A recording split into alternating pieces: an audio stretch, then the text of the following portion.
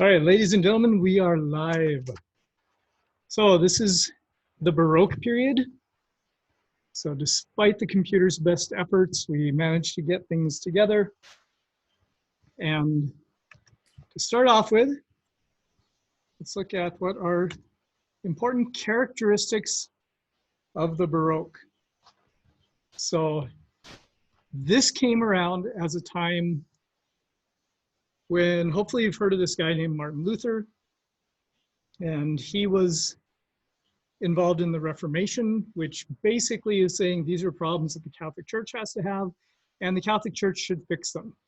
And he didn't really intend to make a new church. He just wanted to fix the Catholic Church, but ended up making a new church anyway.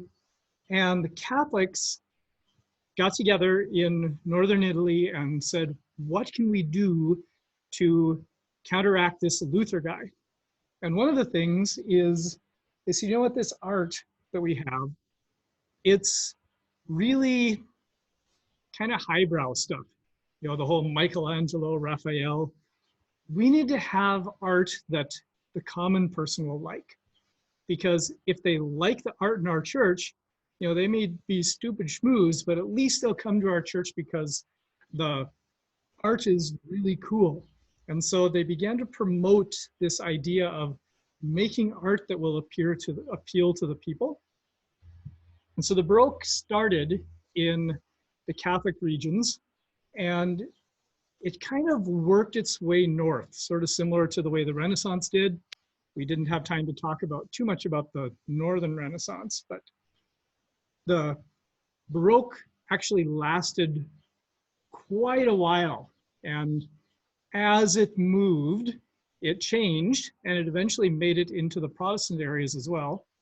And by that point, it had lost some of its original anti-Protestant impetus, but it started out in Italy as a way to gain back the hearts of the people.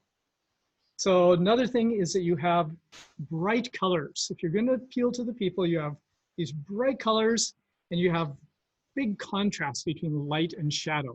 And this will be one of the things that we'll look at in particular. And it portrayed the most dramatic point in a story. So you've got a story of, pick any typical Bible story. And what is the most dramatic point?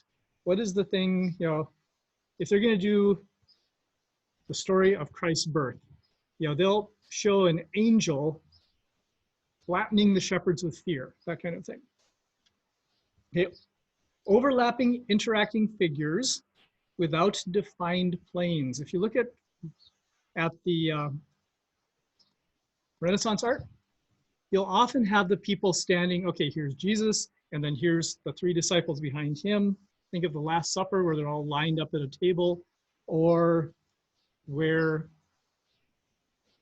the Masaccio, where he's getting the tribute money.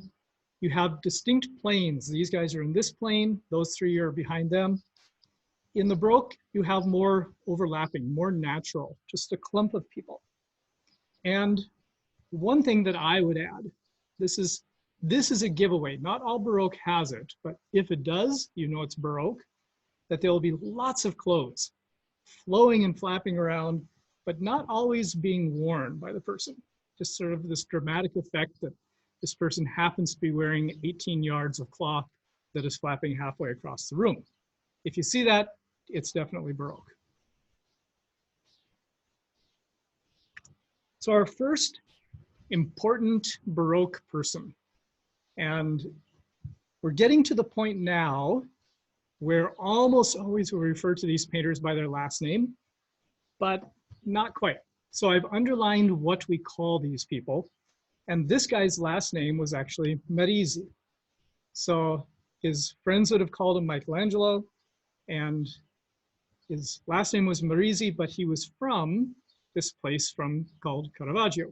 And so we actually call him Caravaggio. And this is one of his more famous works. This displays a lot of the things that we'll see in the Baroque. So this is a story where you have Matthew, who is a tax collector, and Jesus is basically walking in saying, you, follow me. And so in this, you have Matthew sort of looking like, me, myself?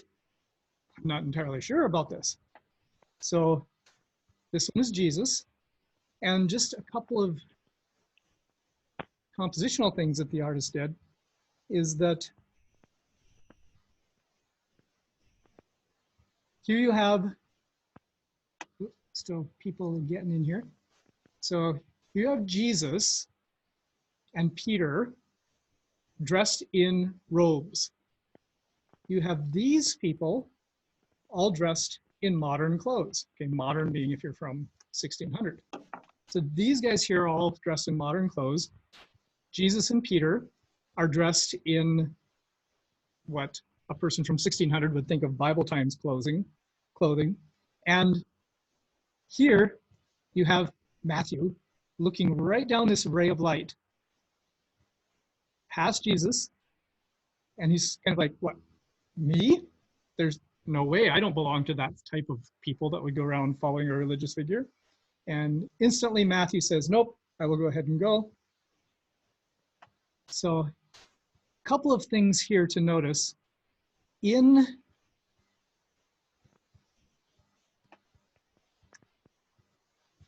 you look more closely at this, Jesus's arm is in the same position that God's arm is in this one. But notice this is Adam's hand, and Jesus's hand is in the same position that Adam's hand is. And this is Caravaggio's way of saying Jesus is the God made flesh.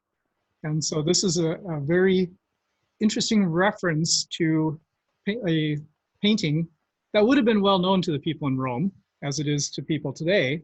And they would have seen that and noticed immediately, oh yeah, he's saying that this Jesus is God and he is man. And so here's Peter, and this guy here has a sword.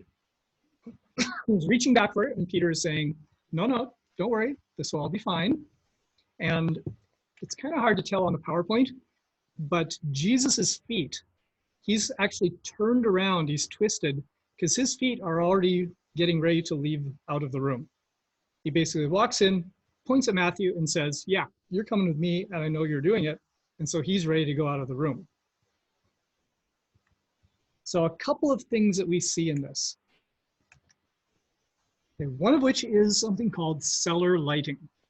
And this is kind of what it means is that pretend you are in a cellar, you have one of those little lights that's little windows that is at the top of the building or top of the floor, and it lets in a little light. So this is an example of cellar lighting. You have the light coming from way up here at the top, usually off, the light source is off the source of the picture.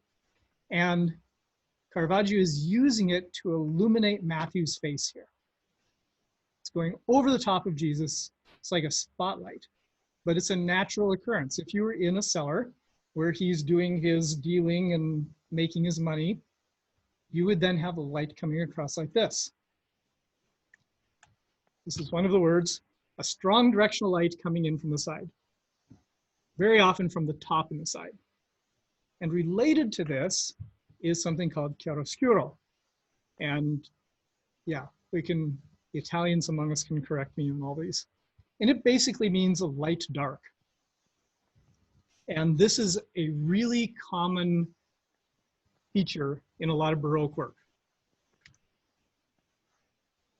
So if we look here, Renaissance, everything's nice, bright, lit up. Mr. Olson?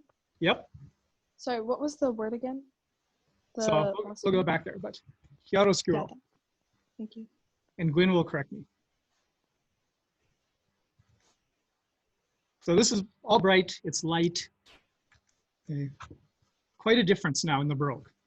Makes it more dramatic, makes it more like a stage.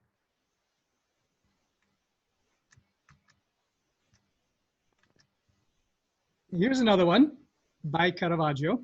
And this is a story that is sort of from the Bible. There are some additional stories in the, I believe this is in the book of, no, this is actually from, she has her own book. In the Catholic Bible, there are some stories and books that are called the Apocrypha. And this is a story about a Jewish lady who lived in the time between the Old and the New Testament. And there was this evil guy named Holofernes, and her name was Judith, and she decides, I'm just going to take it on myself to free my people from this evil ruler. And so she went into her tent, and she was talking all kind to him, and she cut off his head. And this became a really popular scene to paint in the Baroque. It's dramatic, and it has things happening. You'll notice the chiaroscuro, that the light, here you don't see the ray, but you can see where the shadows are. The light is coming in very strongly from this side. The back of Judith's head, the shadow here from Holofernes' arm, and it's at the very moment where he realizes, probably the very last thing he thinks, she got me. The blood is starting to squirt. It's not pooled or anything. So he's captured it at the moment when this happens.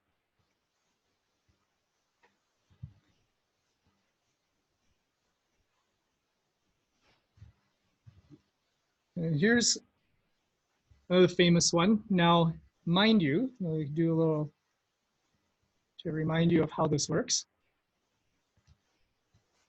The ones that have a purple background are the ones that you will need to know. So for Caravaggio, you'll need to know the Calling of St. Matthew.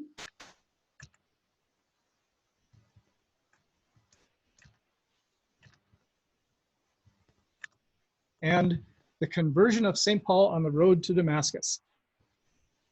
So, and for this one, you could just say conversion of St. Paul or St. Paul on the road to Damascus or something like that. And so if you look at this one here, I'll find where my notes are from here. So this is actually, at the moment, this guy's name is Saul. And he's dressed in Roman attire. And Caravaggio did that because at this point, he was the enemy of the Christians. So if you look at him with the way he portrayed Jesus and Peter, they were dressed sort of in your peasant robes. Here, Saul is the evil persecutor, so he's dressed in Roman gear. And the chiaroscuro, you have the bright light coming in from this side. And in the Bible story, Paul's or Saul's companions don't see this angel, don't see the light. And Paul does. He's blinded. And again, the thing you can see about, besides the chiaroscuro, that makes this very much Baroque, is this is the moment. If this had been a Renaissance painting, perhaps they would have shown Paul being led to Damascus to be trained and converted and have his eyes healed or something like that. But this is the very moment when Saul is saying, what is happening here? And you'll notice that he has no halo, because at the moment, he is not yet St. Paul. He is just this guy who went around killing Christians.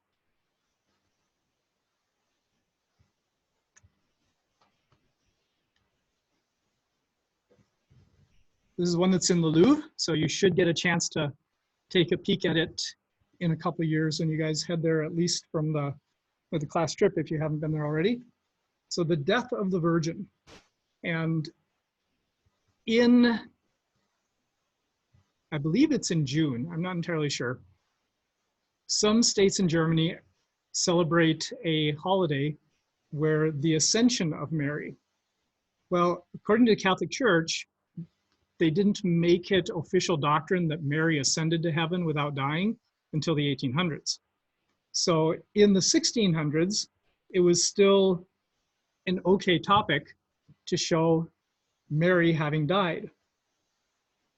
And we know absolutely nothing about it from the Bible. So yeah, it's entirely tradition, but it makes for a good Baroque painting. And in this one, it was commissioned by a group of monks, and they said, we would like to have a painting of the early church mourning the death of the Virgin. And so Caravaggio said, yeah, I can do this. And so he painted this, and the monk said, oh, no, no, no, no, no, that will never do. Mary actually looks like she's dead. We don't want like someone who, that's too realistic. And so they refused to take this painting. And the story goes that Caravaggio, as his model, had asked the local undertakers if they had a body, and they found a body of a prostitute who had drowned in the river. And so that's what Caravaggio used as his model. So it's interestingly enough that this was a common painting in the Baroque period and in the Renaissance. And then there came a period where Mary ascended to heaven. And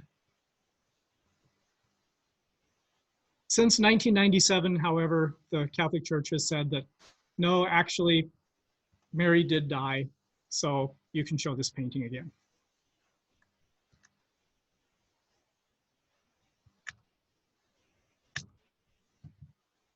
So this is Artemisia Gentileschi, or something similar. And she was a contemporary of Caravaggio. She's also from Italy. And her father was a painter, and Caravaggio was a family friend when he wasn't off fighting and brawling and doing whatever his stuff is. So she knew Caravaggio as a friend of her dad's. And her dad was a pretty accomplished painter, not important enough to make it into a freshman history class, but he had some pretty good paintings on his own. And she had been abused by one of her teachers when she was in her late teens. And so that affected a lot of the paintings that she did. And this is her version of Judith beheading Holofernes. And she actually painted two versions of this. She painted a lot of paintings that showed powerful women who are getting justice on men who have wronged them. And so notice on here, here's Judith. And according to the story, she was accompanied by a maid. Now let's go back to Caravaggio's.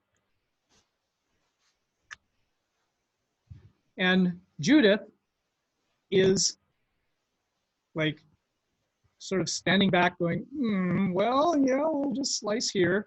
And the maid, I love the look on her face. Okay, but notice Judith is being sort of standoffish. She's just like, maybe she's cutting bread or something. If you look at Gentileschi's, Judith is having to work. She's pushing down on his head. He's struggling. The maid is young. It's not this old lady. And the maid is having to push down on him as well. His hand is up. He's pushing back. So she is straining in her muscles. So she is having to work at cutting off this head. So this is the version that's in Florence. You guys could check it out when you're on your junior trip or your senior trip. This is the one that's in Naples. So she did two of these. This is the later version. And in general, it's a similar composition as in her second one. She's a little more dramatic with the blood. But she was the very first woman to be elected to the Art Academy of Florence. So people recognize that, yep, you are a good artist in your own way. However, you can also notice that she was definitely influenced by Caravaggio. in the fact that you have the chiaroscuro and the cellar lighting coming in from the side. So here is another one of her famous paintings. And this is a self-portrait as the allegory of painting. Sometimes it's just called La Pittura. And here is a picture of her painting herself. And to understand this whole idea of the allegory, what does it mean to have the allegory of painting? There was this fellow by the name of Cesare Lippo who made a sort of a guidebook for painters and said, if you want to show the figure of someone, like for example, the Statue of Liberty represents liberty. Say, oh yes, so that she is standing there holding this torch and a tablet, and that represents liberty. If you want to have something represent something, let's say I want to paint a picture of courage. You know, this is how you would paint a person to represent courage. And he made this big catalog. And so his description of how you would paint the person to represent painting is that it should be a beautiful woman with full black hair. Her hair is somewhat disheveled and twisted in various ways, with arched eyebrows that show imaginative thought, the mouth covered with a cloth tied behind her ears, a chain of gold at her throat from which hangs a mask and has written in front imitation. She holds in her hand a brush and in the other the palette, with clothes of evanescently covered drapery. So this was done quite a while before Gentileschi painted it. And he was kind of like the guidebook. So if you saw that figure in a painting, you would know that represents painting. If you saw whatever he had said for courage, you would know that represents courage or envy or hunger or whatever. He had this huge list. And so she actually, except for the thing covering her mouth, she followed that description exactly. So here's the mask hanging from the chain. She's got the brightly colored clothing. She's holding the palette and the brush. She's got her hair a little undone here, which would never have been, if she were out in public, this would never have been seen on a lady there, but this is the way it was described in the allegory. So she is making a painting, and the important thing about this is that anybody could have painted a random person there and said, oh yeah, this is painting. But because she was a woman, she was able to make it a self-portrait of herself. So no guy could have made a self-portrait of painting. And in a way, this is her stating to the world that, yep, I am worth it as a painter. And it's interesting that in the way that she painted herself, so she could, if she had painted herself just from the back, you wouldn't have necessarily been able to see that she was a woman. In order to get her leaning over like this, she would have had to have an interesting array of 2 mirrors to get herself at that angle. So she went to a fair bit of work to work out exactly the angle in the painting and to paint all of the details from the allegory in there. All right, next person. And I believe our final Italian one for this gun is a fellow by the name of Bernini. And this is one of his more famous works. So this is his version of David. So we've seen Donatello, we've seen Michelangelo, and now this is Bernini's David. And I think this is my favorite of the 3. And here you have the epitome of Baroque. So if you think back to Michelangelo, David has the pebbles in his hand, the sling over his shoulder, and he's just standing there. He's like, yep, bring it on. As soon as Goliath gets here, I'll take him out. And then Donatello has Goliath's head already chopped off. David is standing there with his foot on it saying, yep, I got him. But of course, being Baroque, Bernini wants to do it at the very moment when he's releasing his sling. And the story goes that he was thinking, I need to have David have this really intense emotion. Whose face shall I use? How shall I depict this emotion? And he was walking along and he was contemplating this until one of his assistants said, yo, Bernini, actually probably call him by his first name, take a look at this. And he held up a mirror to show Bernini's concentrating face. And he was like, that's what you need to do. And so basically he copied his own face in this face of intense concentration at the very moment that he's going to release the sling. So here we compare it to Michelangelo's David and Renaissance, the perfect human. So everything is in proportion, except for the fact that he's like 18 feet tall. But you have the absolute proportion, you got the six pack, you know, he's just standing there, he's calm, he's serene. It's not gonna work for the Baroque. Okay, he's still pretty buff, but he is in the middle of moving. This is the moment when he is releasing the stone.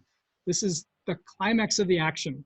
Everything before and after this is preparation or effects. So from the Baroque, you want to be able to get the very moment it happens. And look at the difference between the expressions on the faces. For Michelangelo, just sort of like, this will be interesting. Bernini, he's biting his lip. He's giving you all he has. All right, another Bernini fountain, or another Bernini sculpture, I should say. So this was a fountain. Yeah, we don't have too much time in this class. There are a lot of stories about this rivalry that Bernini had with another fellow by the name of Borromini. And Bernini was basically the rich kid with all the connections, friends of popes, that sort of thing. Borromini was the genius who had worked his way up from nothing. And they were both amazingly talented. They had actually worked together at one point, but then their egos got in the way. And this is a relationship in terms of this competition between who's going to get the favor of the best commissions. Because you had to have a patron, as I mentioned before in the Renaissance. You had to have someone who's willing to pay you, because it would take you years to do this sort of thing. And this fountain, the Fountain of the Four Rivers, you can also call it that if you want on the test. And here he was commissioned to make a work, this painting, this sculpture, that shows the four continents, which is how the people of the 1650s regarded the world. So you had Europe, Africa, America, and Asia as the four continents. And so you have the four main rivers of each of the continents. And each of the rivers is on one corner, and each of them are acting or doing things that match with where they are and what their characteristics of the river are. And just before we move on, this is part of the Asia. He's actually between Asia and South America, these southern countries with a palm tree. And being good in Baroque, the palm tree is actually blowing in the wind. And so this is all made out of carved stone, but he managed to get the sense of movement of activity. Okay, so here we have Europe. This is the Danube River. Here we have the Rio Plata, which is in South America. Here we have the Ganges, which is in India. And here we have the Nile, which is Africa. So we'll look at each one of these a little closer. Okay, so the Ganges. So he is holding an oar, which signifies that the Ganges was very much, was a wide, navigable river, and he is looking sort of disinterested. This is the crest of the Pope. Actually, this is a crest of the Pope's family, and he's ignoring it. He's looking away. It's like, yeah, I don't care, because Asia was a pagan country of this foreign religion that had no interest in Christianity. And so you have this, the representation of Asia in this Ganges River, a big navigable river, but totally, he's not affected by Christianity one way or the other, and he's just totally ignoring it. So this is the Rio de la Plata in South America, and here he is looking up, he is stunned by the light. He represents the fact that Christianity had come to the New World, and they were surprised, but they were accepting it. And he is sitting on a pile of coins, because at this point, Europe was just getting a ton of money. Plata means silver in South America. It actually is often used as a word for money in South American Spanish. And the New World at this point was a source of a huge amount of money. Okay, this is the Danube. This is the most civilized. Notice his hair done up in a nice, yeah, whatever you call that. And he is there reaching out to embrace the Pope's crest. So Europe has fully accepted Christianity, and they are the ones who, for whom this is no big thing. Okay, and finally, we have the Nile and his palm tree. And the Nile is covering his head, because at that point, people didn't know where the head of the Nile was. And so this is a symbolic thing saying that, yes, the head of the Nile is hidden away. We haven't discovered it. It wasn't until actually 1800s when someone came and said, okay, it's actually in Lake Victoria. And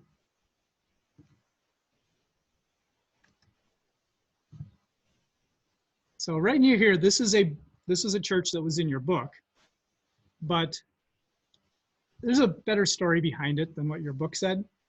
So this is by Bernini, the big rival of Bernini. This is a great Baroque church in itself. Notice how you have the curving, nothing straight and classical. You have the pediment that's been broken up in half here. You have carvings and sculptures, and sort of it looks very organic and squishable. And if you go to Rome, you might have a tour guide who will say, oh yes, Bernini carved these pictures that this fellow here, he can't stand the sight of that church. So he's got his head covered. And this guy here is so afraid of the architecture that he's afraid it's going to fall down on him.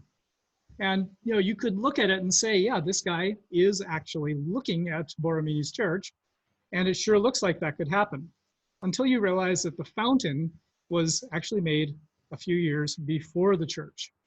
So that is just simply a cool story, but it's not at all true. All right, and our last Bernini one, and our last thing for today, this is just so Baroque. But the Ecstasy of Saint Teresa.